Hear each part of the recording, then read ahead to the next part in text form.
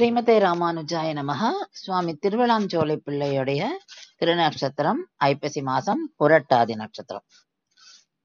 இவர் திருவனந்தபுரத்துல காமனை ஆற்றங்கரையில இருக்கும் அரனூர் என்ற கிராமத்துல திரு அவதாரம் புரிந்தார். இவர் விளாமரங்கள் நிறைந்த காட்டுல வசிச்சாராம். அதனால என்ன பண்ணுவாராம், அந்த காட்டுல இருக்கிற ஒசரமான மரத்துல ஏறி திருவனந்தபுரத்துல எழுதியிருக்கும் திரு அனந்த பத்மநாப சுவாமியோட கோபுரத்தை தரிசிப்பாராம்.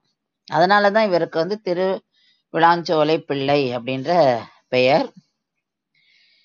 இவருடைய ஆச்சாரியன் பிள்ளை லோகாச்சாரிய சுவாமிகள். இவர் ஸ்ரீரங்கத்துக்கு வந்துடுறார். அங்க தங்கி ஆச்சாரியனுக்கு கைங்கரியம் பண்ணிட்டு அவர்கிட்ட எல்லாத்தையும் கத்துக்கிறார். இவர் ஸ்ரீவச்சன பூஷணத்தோட ஆழ் பொருள்களை நன்னா கத்துண்டாராம். அதனால இவருக்கு ஸ்ரீவச்சன பூஷணத்தின் அதிகாரின்ற பெயரும் உண்டாம். இவருடைய பட்டம் நலந்திகள் நாராயணதாசர், அவருடைய ஆச்சாரியரே அவருக்கு அந்த பட்டத்தை கொடுத்திருக்கார். சுவாமி பிள்ளைலோகாச்சாரியர் திருவளஞ்சோலை பிள்ளை கிட்ட சொல்லியிருக்கார், பின்னால திருவாய்மொழி பிள்ளைன்னு அவருடைய சிஷ்யர் வருவார், அவருக்கு இந்த ஸ்ரீவச்சன பூஷணத்தை சொல்லி தரணும் அப்படின்னு சொல்லி. அவரும் திருவனந்தபுரத்துக்கு போயிடுறார். திருவிழாஞ்சோலை பிள்ளை திருவாய்மை பிள்ளை அவரை தேடிண்டு அங்க போறார். அங்க பாக்குற காட்சி எப்படின்னா, திருவிழாஞ்சோலை பிள்ளை தன்னுடைய ஆச்சாரியனோட அவர் இருந்த நாட்களையும் அவருக்கு சொல்லி கொடுத்ததையும் ஆச்சாரியன் திருமேனியும் நினைச்சுட்டே தவம் இருக்கார். அவர் மேல சிலந்தி வலைய வீசி அப்படியே படிஞ்சுடுத்து, அது வலை கட்டிடுத்து.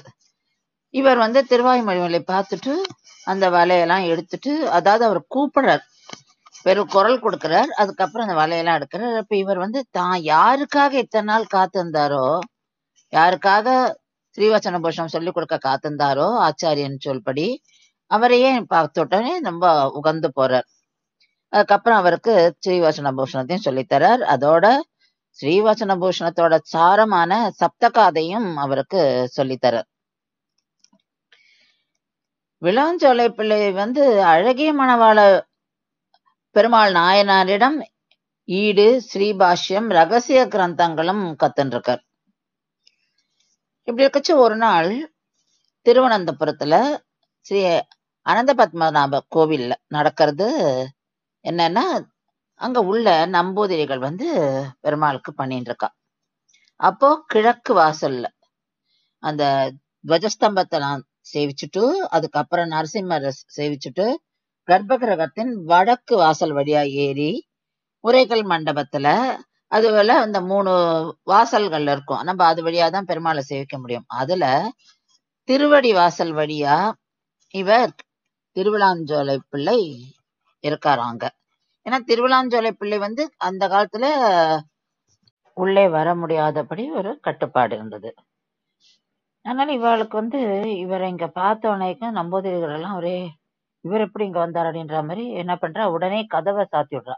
கதவை சாத்திட்டு அவ வெளியில போயிடுறா கோவிலை விட்டு. இப்போ கோவிலை விட்டு வெளியில அந்த கோபுர வாசலுக்கு வெளியில வரும்போது அங்க விளாஞ்சோலை பிள்ளை சுவாமிகளோட சிஷ்யர்கள்லாம் அங்க இருக்கா.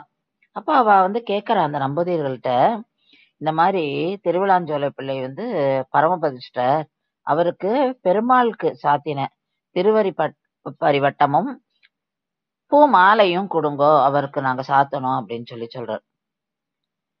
அவளுக்கு ஒரே ஆச்சரியமா போயிடுறது, இப்படி கூட நடக்குமா அப்படின்னு ஒரு அதிசயப்படுற. அப்புறம் அவளுக்கு கொடுத்து அனுப்புறாவா. திருவாய்மொழி பிள்ளையும் வரார், தன்னுடைய ஆச்சாரியனான திருவிழாஞ்சோலை பிள்ளைக்கு ஈமைக்கிரியர்களை பண்றார்.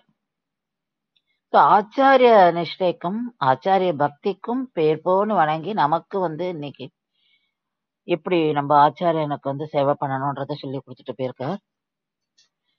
ஸ்ரீ திருவிழாஞ்சோலை பிள்ளை திருவடிகளே சரணம்.